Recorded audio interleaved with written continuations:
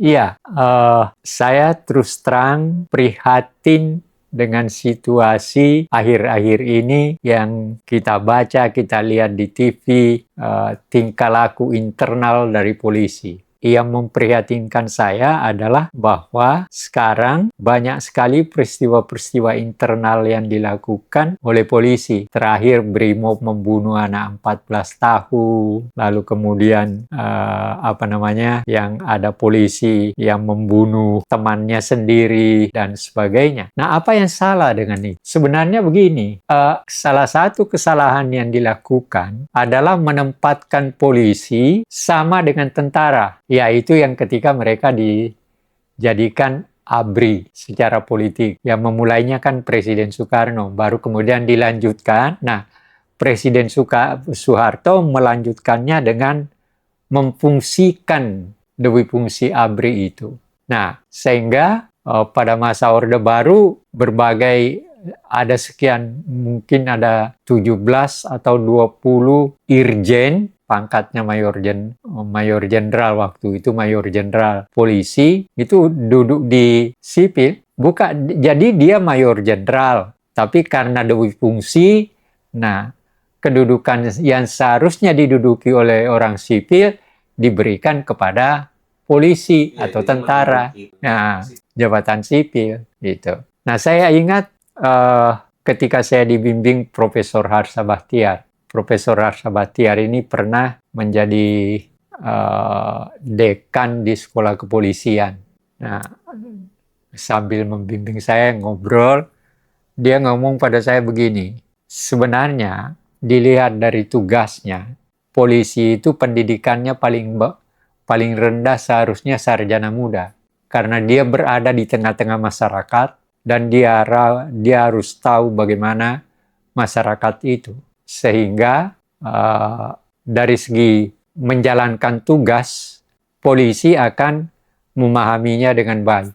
Jadi pemikiran Pak Harsha sebagai seorang yang pernah memimpin lembaga kepolisian, itu melihat polisi dalam posisi tugasnya di tengah masyarakat, yang memang menjaga ketertiban, menjaga kedamaian di dalam masyarakat. Nah, Pak Harsha berpendapat polisi itu paling sedikit sarjana muda. Gitu. Jadi bukan hanya SMA, apalagi hanya SMP.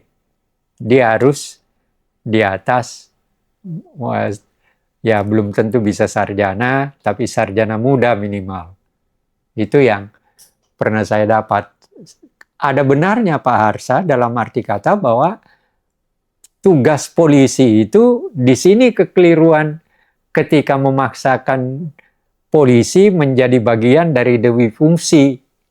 Karena tugas polisi dan tugas tentara itu memang sangat berbeda.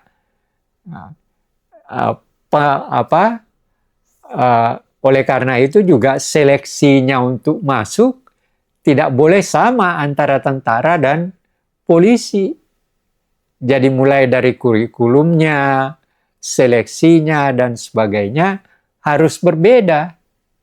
Karena memang tugasnya juga berbeda. Ini ya. Nah, polisi di hampir yang saya pernah ketika di Belanda, ketika di Inggris, ketika di Jerman, dan sebagainya, saya melihat polisi tidak ada tuh yang pakai senjata di jalan. Paling tinggi dia ada pistol, tapi itu sangat jarang. Dan keramahannya pada masyarakat bukan main. Nah, saya ini pribadi, tapi saya memberikan contoh. Tahun 80 saya ke Edinburgh karena saya melakukan penelitian di perpustakaan dan dengan mau dibimbing oleh salah seorang ahli Islam di Universitas Edinburgh. Nah, hari pertama saya naik bus, lalu turun, saya kan belum tahu. Nah, lalu begitu saya turun, sekitar 50 meter kali ya, atau lebih, sekitar itulah. Ada polisi. Nah, saya datang, saya tanya, Universitas Edinburgh di mana? Nah, diantar saya. Diantar. Sampai di pintu, nih, silahkan masuk. Gitu. Nah, satu peristiwa terjadi dan ini kamu bisa tanya sama Ai. Saya ke Banten. Saya diundang oleh Universitas Syekh Yusuf. Kan kita tidak tahu jalannya ketika itu. Nah, lalu saya bilang sama Ai, ya kita cari untuk tanya. Nah, kebetulan begitu kita mau lewat, nah di sebelah sana kelihatan ada polisi tapi lagi telepon. Nah, berhentilah kita. Nah, Ai masuk ke polisi itu. Apa yang terjadi? Ai itu dibentak. Kamu lihat kita lagi begini. Jadi nggak diberitahu jalan mana yang kita ambil, malah dibentak. Saya bilang, aduh, saya cuma aneh buat saya. Iya, aneh. Oleh karena itu saya kira sekarang kan ada, saya tidak tahu apa hasilnya, belum lagi ngomong, artinya belum apakah sudah ada hasilnya atau tidak. Reformasi Polri yang dipimpin oleh Pak Jimli. Saya belum tahu hasilnya, tapi ya memang agak sulit karena anggotanya dan sebagainya. Tetapi bagaimanapun juga langkah itu adalah langkah menuju kepada usaha untuk memperbaiki keadaan Polri. Tetapi kalau sistem yang sekarang masih dipakai dengan bau ABRI, maka pasti akan gagal. Karena antara polisi dan tentara itu jelas perbedaan tugasnya. Gitu. Nah, tetapi ketika pemerintah Orde Baru dengan kekuasaan ABRI, sebenarnya yang dimulai dari Bung Karno yang menciptakan ABRI. Tapi kan secara udah ada reformasi dan udah memang dipisah sekarang. Tapi kan kamu harus ingat bahwa secara mental, psikologi tidak mudah loh. Jadi menurut Atta, apakah secara mental sekarang itu polisi tetap ABRI? Iya, sebagian dari iya, contoh aja di dalam dan sebagainya masih semangat keabriannya itu masih ada.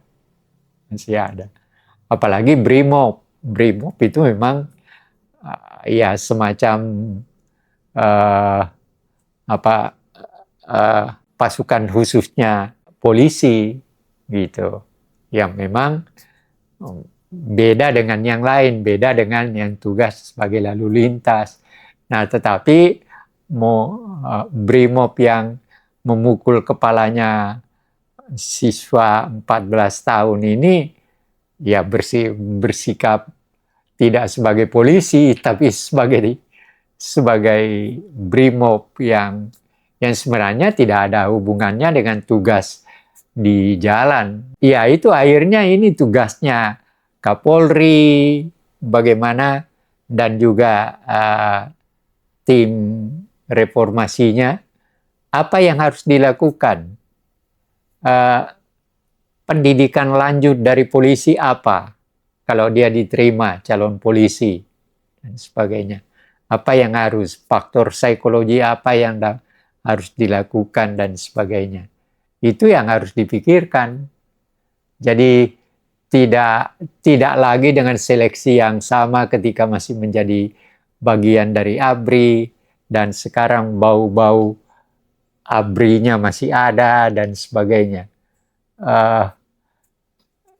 Saya pernah nonton pernyataan Pak Wiranto dengan siapa namanya, menteri yang perempuan, yang menteri perikanan, Susi. Jadi ngobrol antara, dulu kan ada acaranya Susi kan. Nah, kebetulan dia ngobrol dengan Pak Wiranto. Pak Wiranto ngomong, wah, ketika jadi Panglima ABRI ya bukan main, sudah kita tidak bisa mana yang tentara, mana yang polisi dan Dan sebagainya. itu dirasa atau masih ada sekarang? Menurut penglihatan saya sih masih. Artinya rasanya sangat susah untuk kembali bahwa polisi itu bukan tidak sama dengan tentara. Itu. Tugasnya ketertiban dan pelayanan. Itu yang harus di ini. Kalau tentara kan memang tugasnya berkelahi. Kalau polisi tidak. Polisi itu justru melerai kalau orang berkelahi dan melayani masyarakat. Kan itu. Ini yang, dan secara artinya apa? Secara psikologis antara dua kekuatan ini, tentara dan polisi itu psikologinya berhadapan dengan masyarakat berbeda. Jangan cuma SMA, jadi D3.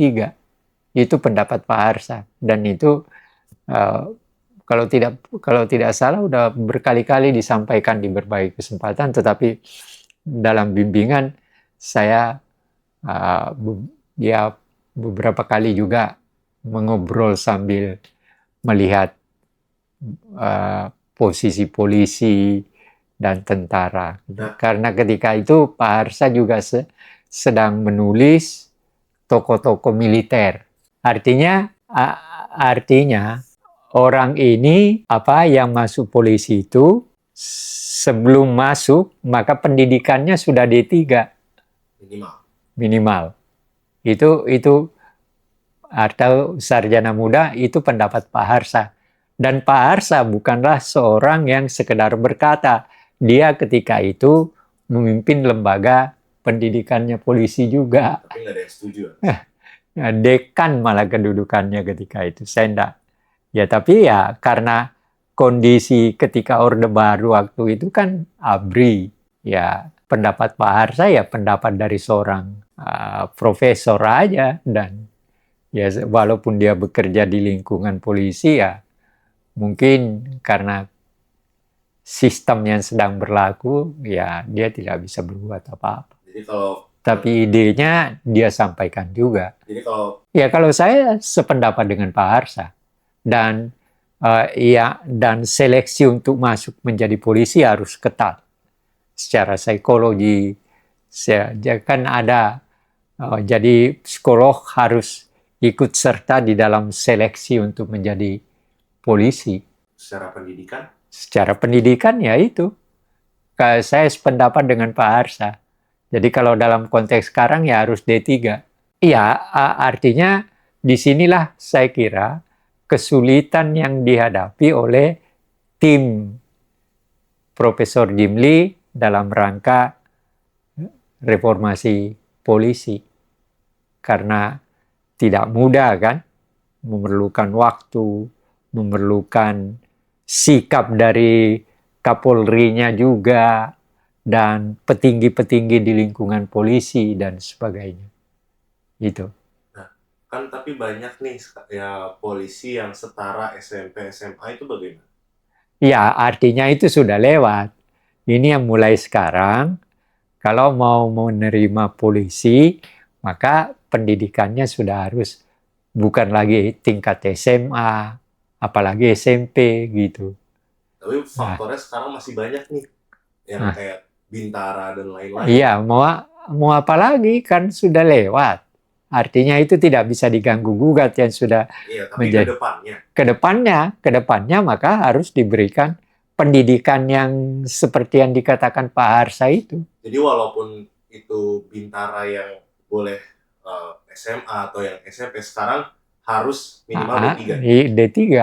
Jadi seharusnya polisi-polisi yang tingkat SMA apalagi SMP harus ada pendidikan yang dibuat oleh polisi untuk mendidik mereka. Jadi ya mungkin sekelas Bintara harus D3, kalau Akpol yang lebih tinggi itu S1 gitu. Iya, artinya dicari satu tingkat pendidikan, tetapi bukan sekedar dalam pengertian pengajarannya, tapi yang lebih penting juga adalah faktor psikologinya. Itu yang harus dipikirkan juga. Iya, jadi saya berharap agar supaya polisi memperbaiki lingkungan internalnya dan memperhatikan bahwa polisi dimanapun di dunia ini itu adalah tugasnya pelayanan dan ketertiban masyarakat. Jadi tidak ada urusan bertempur dengan polisi itu.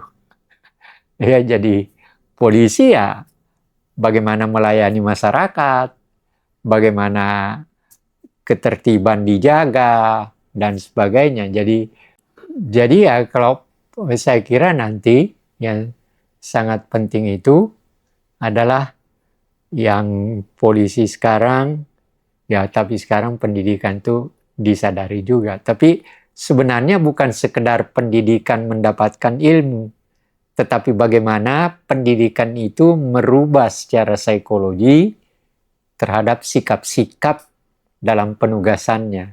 Itu yang terpenting. Dan sadar betul bahwa polisi itu beda dengan sikap tentara.